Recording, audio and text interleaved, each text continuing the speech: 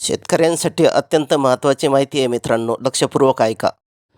2026च्या अर्थसंकल्पामध्ये माननीय मुख्यमंत्री देवेंद्र फडणवीस यांनी शेतकऱ्यांसाठी कर्जमाफीची मोठी घोषणा केली होती आणि पुण्यश्लोक अहिल्यादेवी होळकर यांच्या नावाने ही योजना असून या योजनेमध्ये आता जी 2019मध्ये महात्मा ज्योतिराव फुले योजना कर्जमाफी योजना चालू केली होती, त्याच धर्तीवर या योजनेचे नियम अंमलात आल्याचं प्रवीण परदेशी समितीनं नुकताच अहवाल मुख्यमंत्री देवेंद्र फडणवीस यांना सादर केला असून कमीत कमी ते 35-40 लाख लोकांना या फायदा होणार असल्याचं सांगितलं जातं. नमस्कार मित्रांनो, कृष्णा गोडसे. अशाच नवीन अपडेटसाठी चॅनलला सबस्क्राईब करा, लाईक करा, शेअर करा आणि पुढील माहिती आपण मित्रांनो याच बातमीच्या विविध चॅनलवर ज्या माहिती येतात त्या माहितीच्या आधारे आपण शेतकऱ्यांना कशी कर्जमाफी दिली जाणार आहे पुढील अपडेट बातम्याच्या माध्यमातून घेऊया.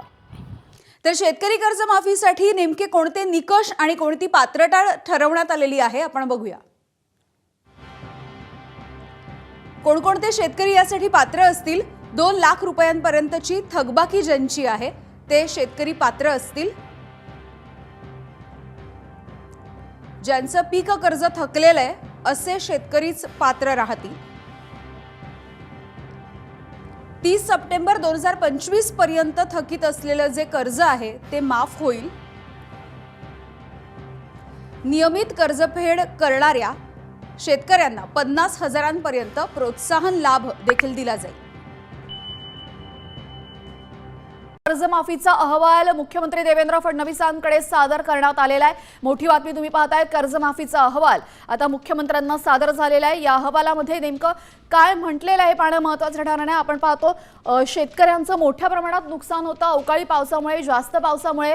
या संदर्भात आता कर्जमाफीचा मोठा निर्णय सरकारने घेतला. आता कर्जमाफीचा अहवाल मुख्यमंत्र्यांना सादर झालेला आहे. या अहवालानंतर या सर्व शेतकऱ्यांपर्यंत, गरजू शेतकऱ्यांपर्यंत किती वेळ लागेल मदत पोहोचायला हे पाहणं महत्त्वाचं ठरेल. आमचे प्रतिनिधी गणेश कवडे आपल्यासोबत जोडले गेलेले आहेत. गणेश, अखेर कर्जमाफीचा अहवाल मुख्यमंत्र्यांना सादर झाला, मात्र यावर ठोस पावलं कधी उचलली जातील, मदत कधी मिळेल शेतकऱ्यांना?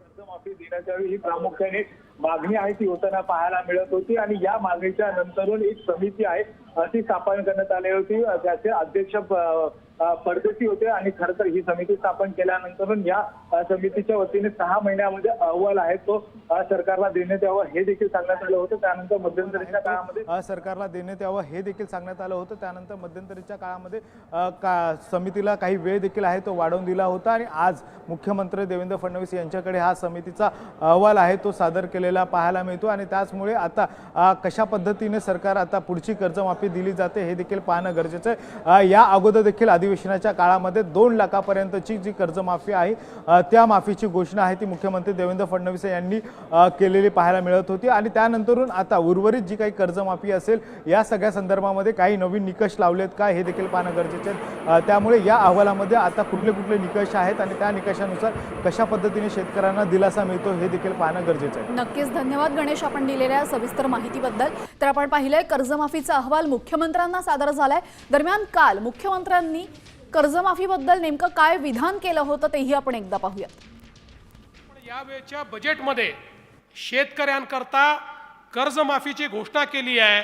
मी आज पुन्हा तुम्हाला सांगतो, आजच जी आम्ही कमिटी तयार केली होती त्या कमिटीने आम्हाला रिपोर्ट दिलेला आहे आणि खरीप हंगाम हा सुरू होण्याच्या आधी आपण ही कर्जमाफी त्या ठिकाणी प्रत्यक्षामध्ये अस्तित्वात आणणार आहोत. आणि एवढंच नाही तर जे लोक प्रामाणिकपणे कर्ज भरतात त्यांचं नुकसान होऊ नये म्हणून त्यांनाही मदत ही आपण या माध्यमातून करणार आहोत.